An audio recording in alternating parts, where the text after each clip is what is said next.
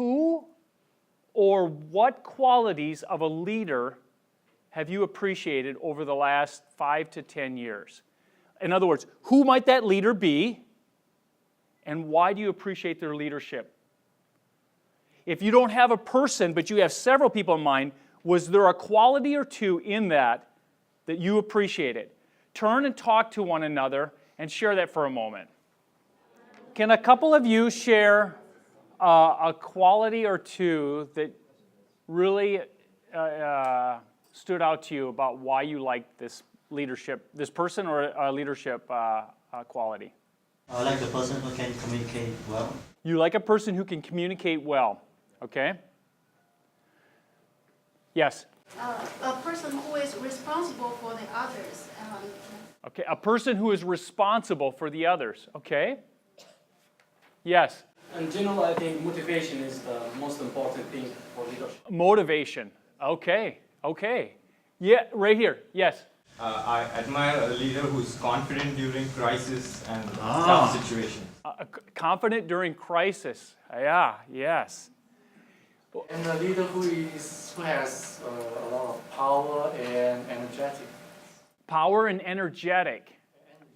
Okay, a couple more. Yeah, right here. A person who should care to others. Who cares for others. Yes. So, one last one. When their life is consistent with what they say. When their life is consistent with what they say. Okay, we're going to talk about quite a few of these that you've mentioned here. In my humble opinion, all of these things matter and should all be in there. But I've only found one person in my experience who embodies all of those, and that's the person of Jesus.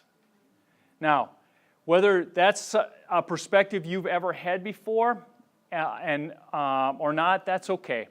I might be presenting a few examples that you've never experienced or read, and that's okay. But what you can still run away with are principles from which to leave here with. But the first one is what I'd like. There's a story in the New Testament, and there was this incident in which Jesus experienced a couple of two guys, and it's related to the first principle I want to highlight with you. It says this: the next day, John was standing with two of his disciples, and he looked at Jesus as he walked by, and he said, "Behold, the Lamb of God." And two disciples heard him say this, and they followed Jesus. Now, let me give you a quick background. John was called the baptizer, and John the baptizer was a guy who was familiar with a lot of the Old Testament of what we call in our Bible. And he knew that there was someone special that would come. But he called Jesus by this title called Lamb of God. And in the culture back then, in the Jewish culture, it was common that a lamb would be taken and its throat would be cut and the blood would spill out, and that blood would be spread out to represent a covering of the family sin. So I, as a dad, would bring a lamb, and you could see the innocence in the lamb, and it would be a difficult time, just to say the least. Think of your favorite cat, your favorite dog, whatever your pet is, and it means everything to you, and you're going to bring this precious little animal and have its throat cut and the blood spread out, and it was meant to cover the sins of your family. John, in this incident here, calls Jesus the Lamb of God. Now, the first thought that's probably going through these two guys' minds: are we cutting this man's throat? So there's curiosity that's raised. So what do? They turn and they follow where Jesus is headed. And they said this: the two disciples heard him say this, and they followed Jesus. Jesus turned and saw them following and said this to them: "What are you seeking?"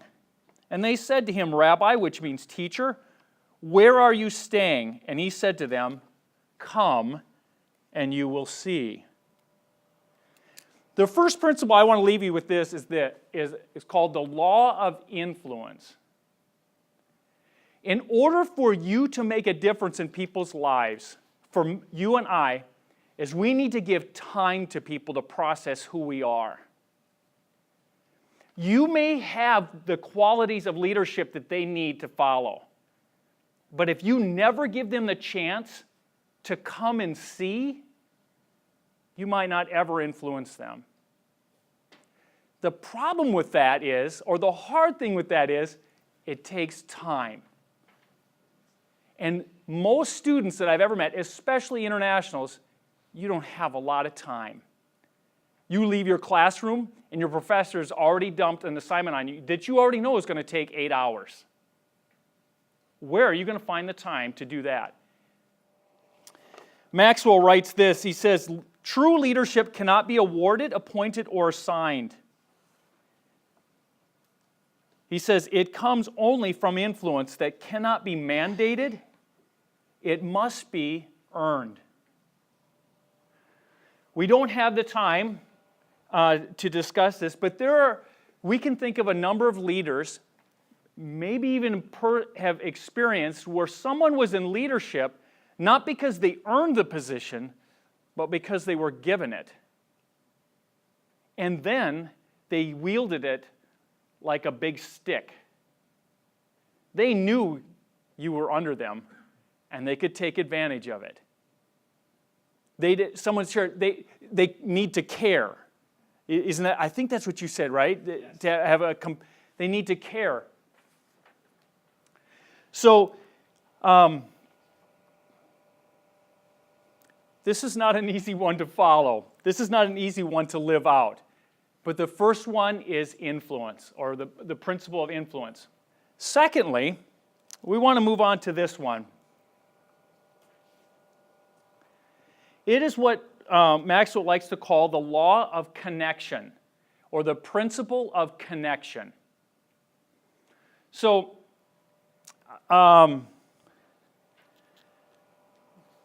going to give you this question or this comment, and then I want you to discuss with this person again for a couple minutes if you agree with this. He says this: effective leaders know that you first have to touch people's hearts before you ask them for a hand. That is the law of connection. All great communicators recognize this truth and act on it almost instinctively. You can't move people to act unless you first move them with emotion. The heart comes before the head. Now, here's my question I want you to discuss together. Does this point seem shallow? Does it not hold much depth to it? Do you really have to touch their heart before their head? Go ahead and discuss this for a moment. I want you guys to wrestle with this idea of connecting. Again, none of these are easy, but they're essential. And it's hard. It's going to be hard to balance. I was in the Army for 7 years, and I was what they called enlisted. And then we have an officer rank. And when I was first in, and this kind of related to your question here, I had a difficult time. You had what was called the officers club and the enlisted club. And you didn't go and have a beer with the officers, and the officers didn't have a beer with the enlisted. What you did is you were always separated.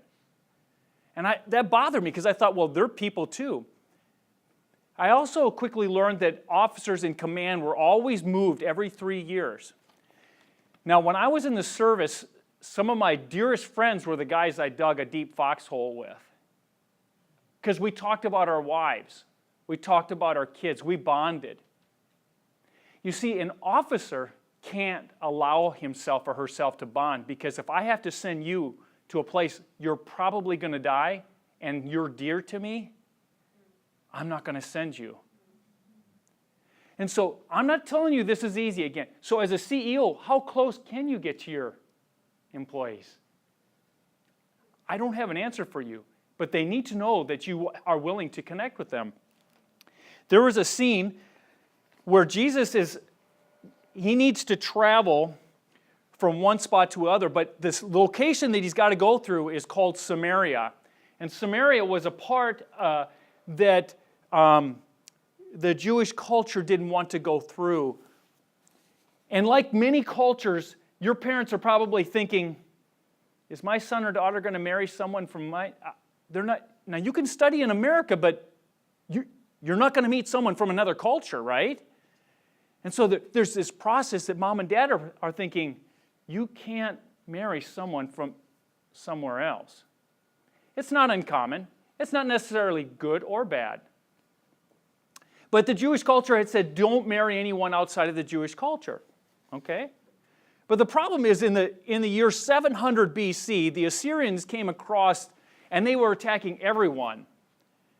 And the Jewish people were one of many that they conquered. But the thing that they liked to do is they would take some of their countrymen and they'd go, okay, I want you to come here and move. Now, you don't have a choice because you're going to live here. You're an Assyrian, you're going to live here. And I want you to meet some of the Jewish women. And then, I want you, young lady, you're going to meet some of those Jewish men. And you know what happens when a cute girl meets a cute guy, right? You notice each other. You spend time together and you start to care, and then, I can marry them. And so you start marrying people from another culture. Well, this happened 700 years before this incident, and Jesus knew that the Samaritans were considered a people that they were what they called half-breeds. They were half Jewish and half something else. And so we can't go there. So they would go around this area. Jesus was very intentional in this scene where he went right through Samaria, and he took his 12 followers with him, and at a spot called the Well, there was a woman at high noon that came. But this woman came to get water at 12 noon because she knew that no one else would be there. She knew that she wouldn't have to connect with any other ladies, and certainly no other men.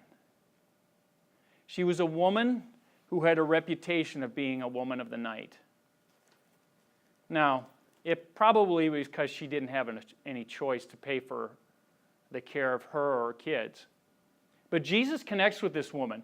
Jesus is a teacher, a rabbi, a holy man of the culture, and he intentionally talks with her, and she's confused. Why are you talking with me? In the middle of this dialogue, Jesus says to her, everyone who drinks this water from this well is going to be thirsty again, but whoever drinks of the water that I will give him will never be thirsty. The water that I give him will become in him a spring of water welling up to eternal life. And the woman said, Sir, you need to give me this water so that I will not be thirsty. And I would think, well, if I'm Jesus, I'd go, oh, sure, no problem, let me give it to you. But then he skips the subject and he said to her, Woman, go call your husband to come here. And she answered him, I have no husband. And Jesus said to her, You're right in saying you have no husband, for you've had 5. And the one you are with right now is not your husband. What you have said is true. There are going to be people in your office that are maybe going to be difficult for you to want to connect with. But they desperately need you to connect with them because they're a person. They need friends. And how are you going to lead them, influence them, if you don't connect? It might even mean you're risking your own reputation to let them know that they're special.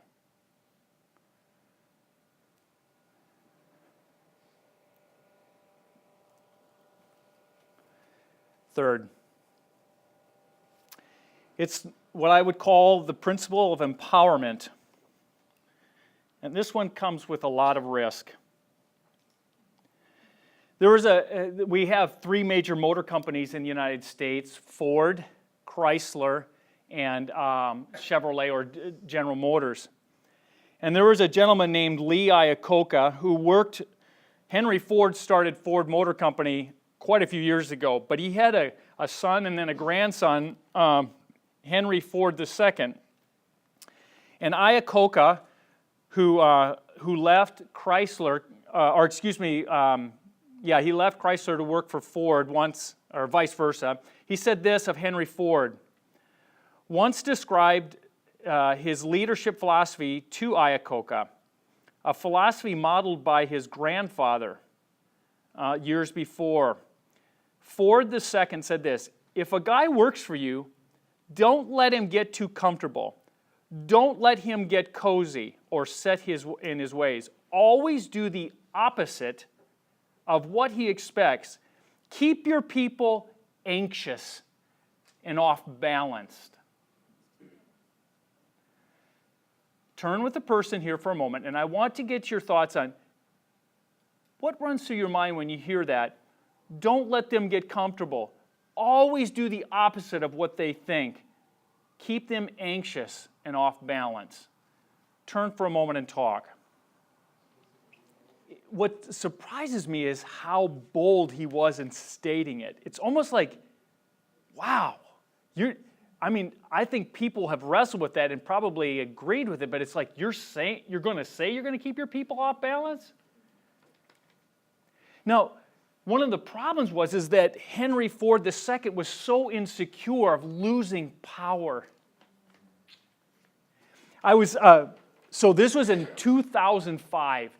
It was at the height of the U.S. and Iraq War. And it was hard. War is, you could have a dozen discussions and everyone would have a different opinion. And I was sitting, I had a long day of work, and my family and I were staying at an apartment complex that had a hot tub, and I had just had a long day, and I went down and sat in the hot tub for a little while to relax. I was by myself, hoping it would stay that way.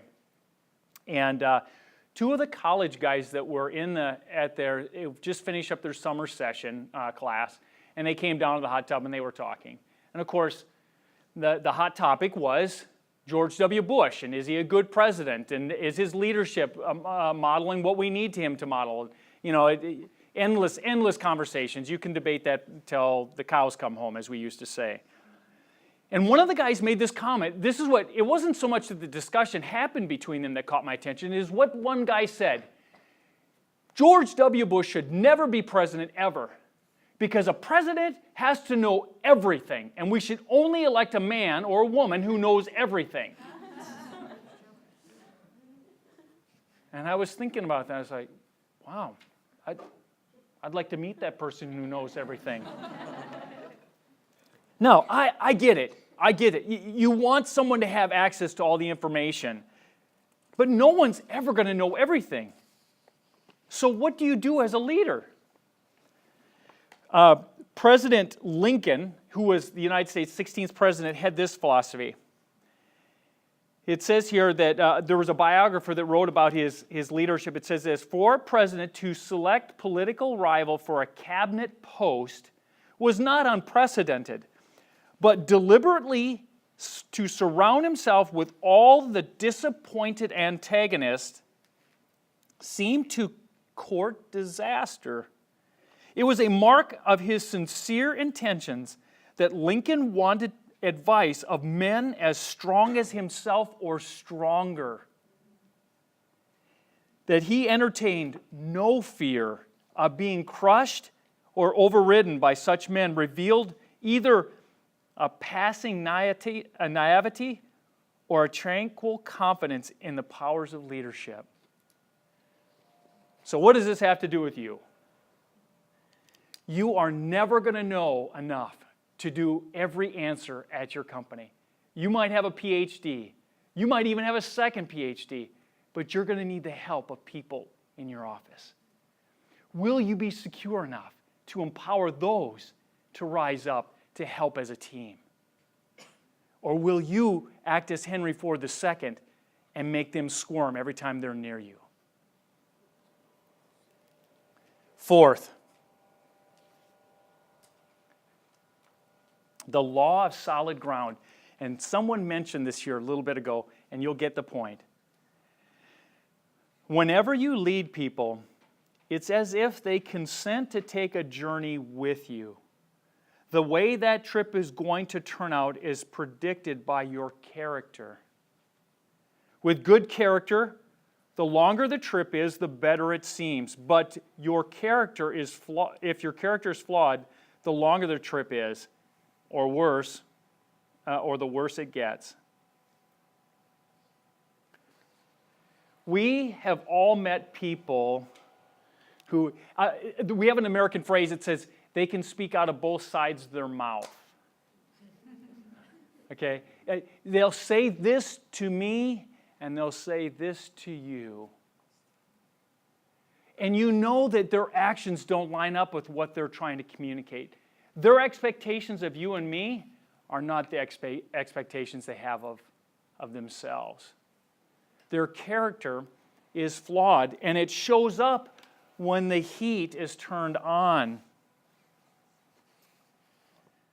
Some of the hardest moments I've ever had was when the pressure's turned on, things didn't go well, and I ended up disappointing others. But I wasn't so much worried about disappointing them. I was worried that they'd think less of me. And my pride was in the way. But then again, my true character ended up showing up on that. One of the things that was unprecedented, there was a setting where Jesus was about ready to go to the cross to die. He knew this. His disciples didn't know this. The crowds didn't know this. But he was a teacher. He was a master teacher. He was a rabbi. And in that culture, if my friend came to my house, I would say to you, friend, come here, sit down. And I would call my servant over. I'd say, come over here. My friend's feet need to be washed. You wash them. And he would be my hired servant. Now, he was special to me. And I would honor him by having my servant wash his feet. But Jesus didn't do that. Jesus took off his cloak, set it aside, and he wrapped it himself. He took the towel and wrapped it around himself, and then he began to wash the people's feet, his disciples' feet. He did it. And there was a moment where Peter said, "You cannot wash my feet, Master." And he says, "If you don't let me wash your feet, you cannot be any part of me." Now, I'm not sure. The closest thing I can relate to this is perhaps my professor or my best friend. Can you imagine if your professor showed up at your house or your apartment? And you know what your apartment looks like right now, don't you? And he or she said, "I want you to relax. I've already made a cup of coffee for you. I'm going to wash your clothes. I'm going to make your bed. And I'm going to vacuum. Did you have a meal yet today?" If your professor said that to you, you would say, "No, sir, you cannot do that."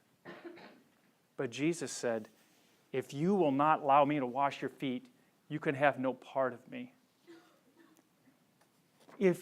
If we as leaders were willing to serve our people at some of the lowest level, what do you think that would do to them to want to follow us?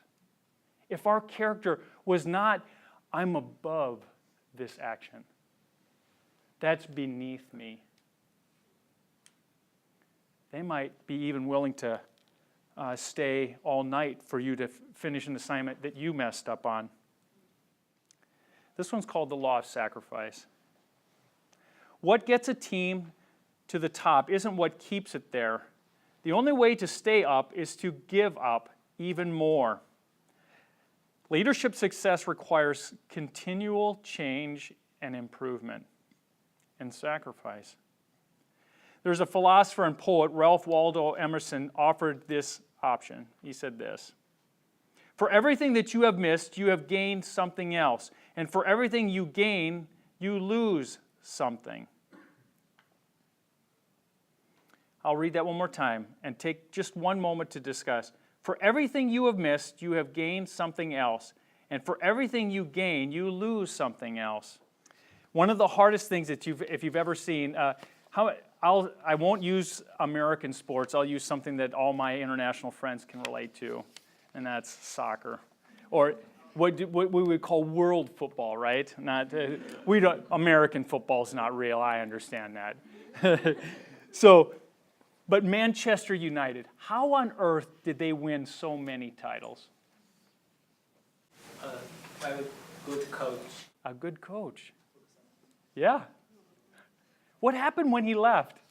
And it's very low. Isn't it interesting? Because it can be easy to get to the top the first time, to reach a level. But what do you do when you get there? Well, what I love to do is, if you've ever ridden a bicycle, I love to pedal and get up to the top of the hill. And then what do? I stop and then I coast.